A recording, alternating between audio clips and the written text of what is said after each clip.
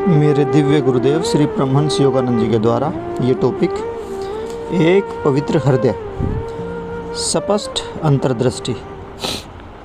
यदि काम वासना से अपनी चेतना को दूर रख सकें और अपने हृदय को इतना पवित्र बना लें कि जब आप दूसरों को देखें तो आपके मन में यह विचार ही ना आए कि वे स्त्री है अथवा पुरुष, तब आप जिन आत्माओं से गत जीवन में, पिछले जीवन में मिले थे, उन्हें तुरंत पहचान जाएंगे। यदि आप उस तटस्थ चेतना को विकसित कर लें तो आप तुरंत उन लोगों को पहचान सकेंगे जिनको आप पहले पिछले जन्मों में जानते थे।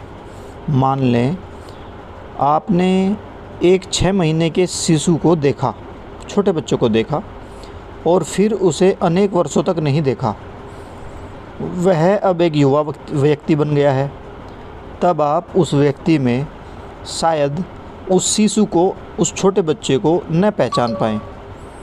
फिर भी कुछ नैन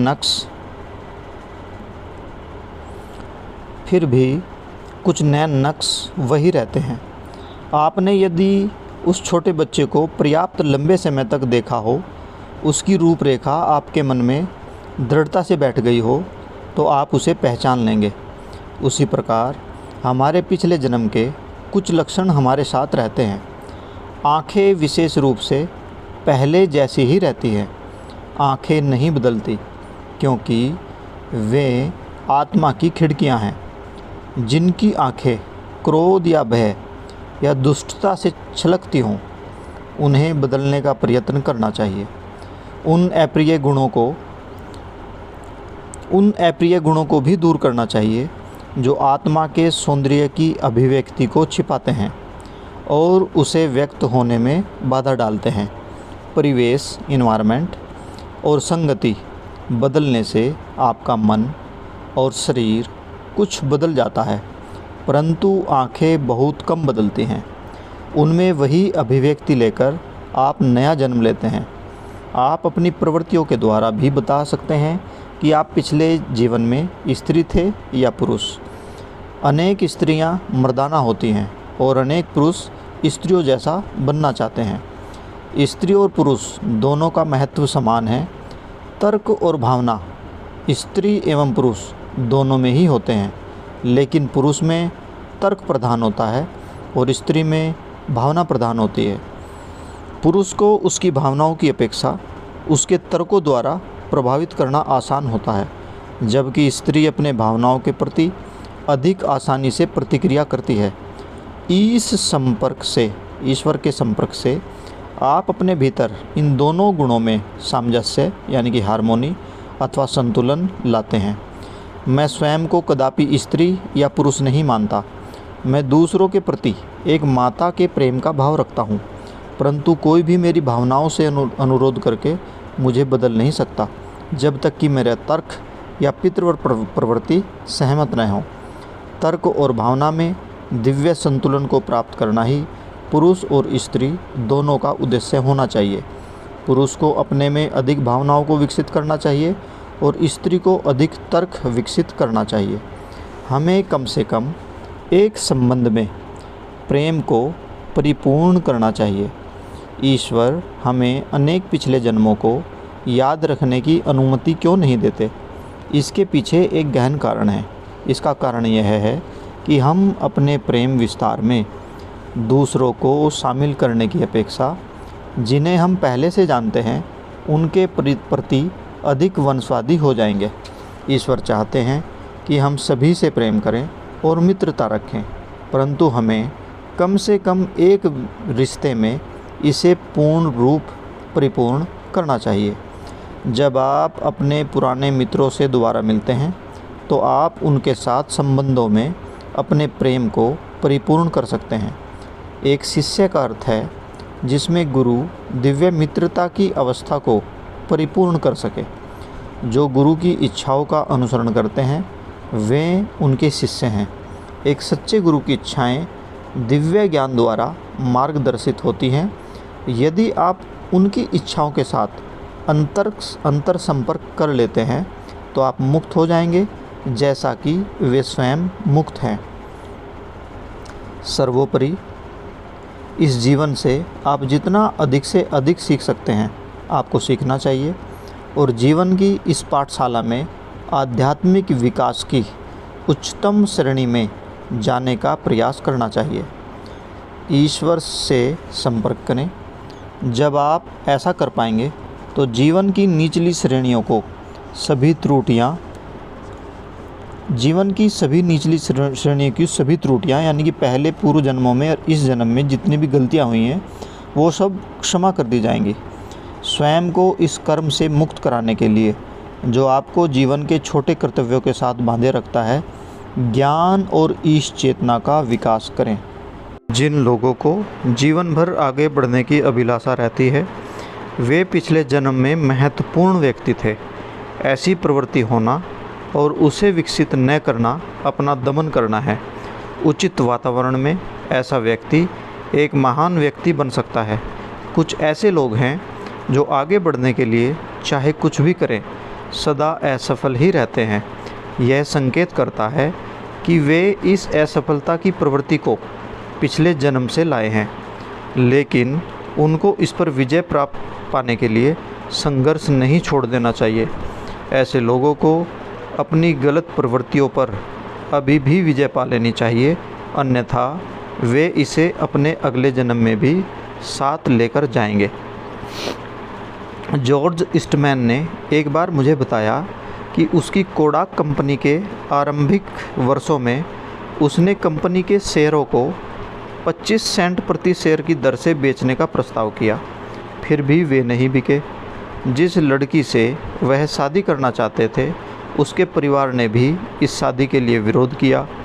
विपरीत परिस्थितियां ऐसी थी कि ऐसा लगता था वह कभी सफल नहीं होगा। फिर भी कुछ समय पश्चात उसके लिए सभी रास्ते खुल गए। क्यों? क्योंकि वह पिछले जन्म में सृजनात्मक तथा आशावादी था और इस जीवन में उन प्रवृत्तियों को विकसित करता गया।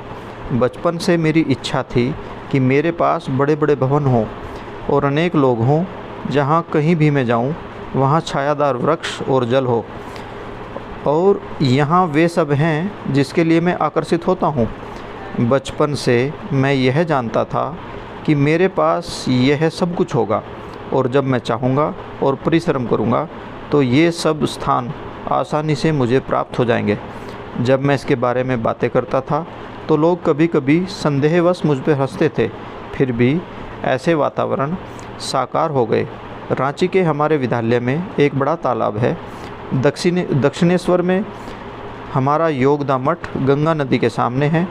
हमारे एंसिटिंटास आश्रम में प्रशांत महासागर दिखाई देता है। इस प्रकार अपनी वर्तमान प्रबल प्रवृत्तियों के विश्लेषण से आप कुछ हद तक ठीक अनुमान लगा सकते हैं और पिछले जन्म में आपने किस प्रकार का जीवन बिताया है इसका अनुमान लगाया जा सकता है। हाल ही में मैं एक अमेरिकी युवती से मिला जिसने मुझे बताया, मैंने कभी पूर्व की कोई भाषा नहीं सीखी, परंतु अनेक बार मैं अपने मन में अपरिचित शब्दों को सुनती हूँ। मैं उनका उच्चारण कर सकती हूँ परंतु मैं उनका अर्थ नहीं जानती। उसने उसी समय बंगाली के लगभग 9 शब्द बोल दिए। उसने इस जीवन में कभी इस भाषा को नहीं पढ़ा था और न ही ऐसे किसी व्यक्ति को जानती थी जो बंगाली बोलता हो। फिर भी वह इन शब्दों को जानती थी और उनका ठीक उच्चारण करती थी। यात्रा के दौरान आप कुछ दृश्यों को दूसरों की अपेक्षा अधिक पसंद करते हैं। उनमें से यदि आपको कोई स्थान सबसे अधिक आकर्षित करता है तो शायद आप उस क्षेत्र में पहले रहे हैं। इस प्रकार ऐसे अनेक संकेतों द्वारा आप अपने गत जीवन के बारे में कुछ सामान्य विचार खोज सकते हैं। इससे आगे चलने पर ध्यान आपको और अधिक जानकारी दे सकता है कि पहले आप क्या थे। कभी कभी ऐसा होता है किसी स्थान पर आप पहली बार गए हैं और वहाँ आपको कुछ विशेष दृश्य जाने पहचाने लगते हैं, लेकिन जिनके साथ वे दृश्य आपने देखे थे वे सब लोग अब नहीं हैं।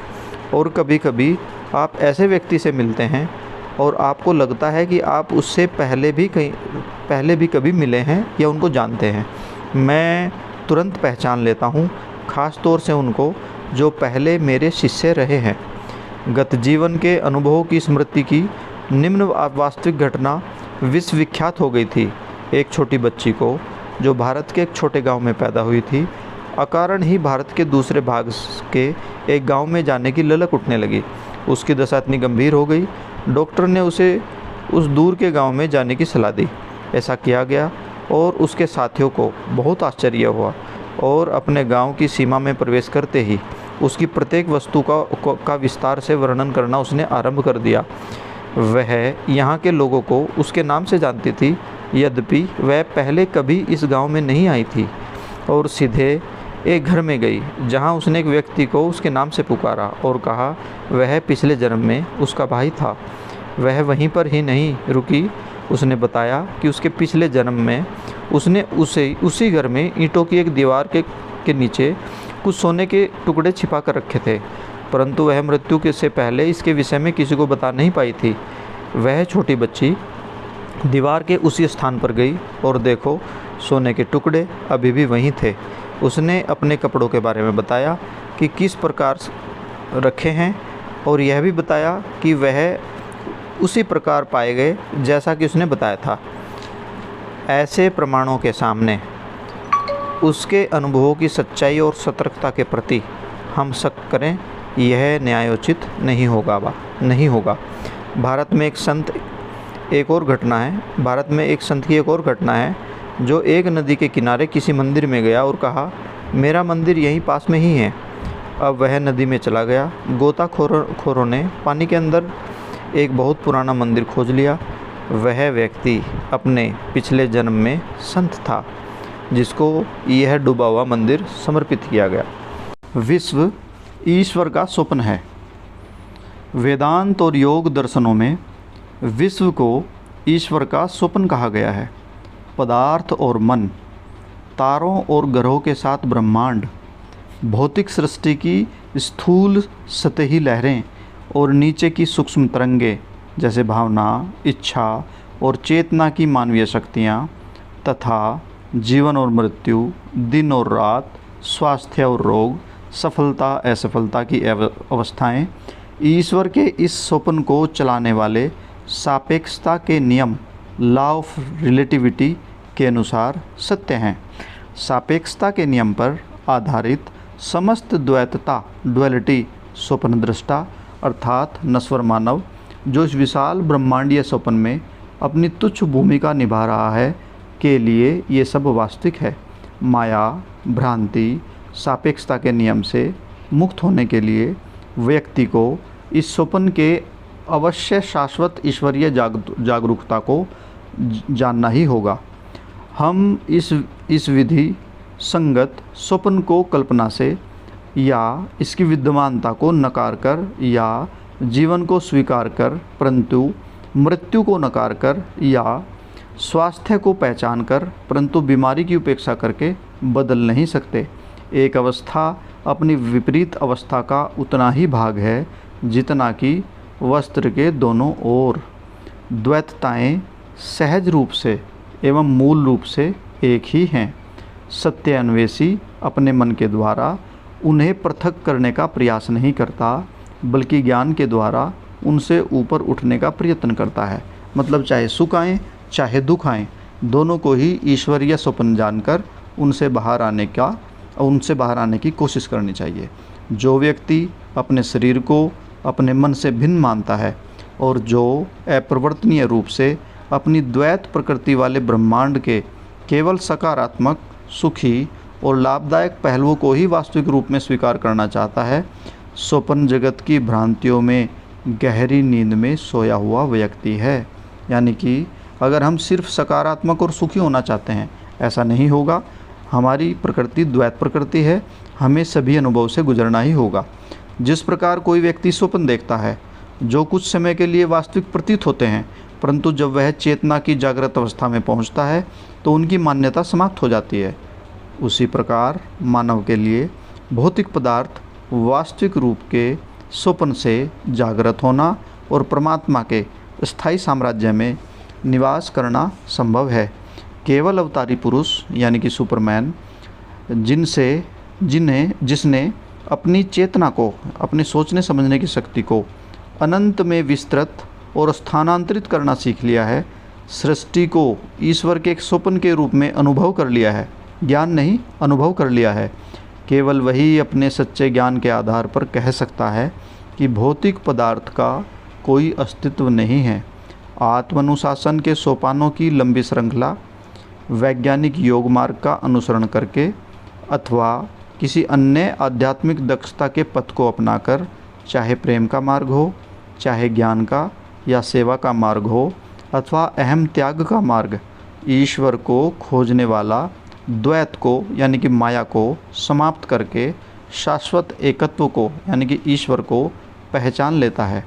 जो माया जाल से मुक्त है, मुझे सर्वोच्च ब्रह्म के रूप में जानता है, वह सर्वज्ञता को प्राप्त करता है, वह अपने संपूर्ण अस्तित्व से मेरी पूजा करता है। हे अर्जुन, तू मेरी शरण में आ जा।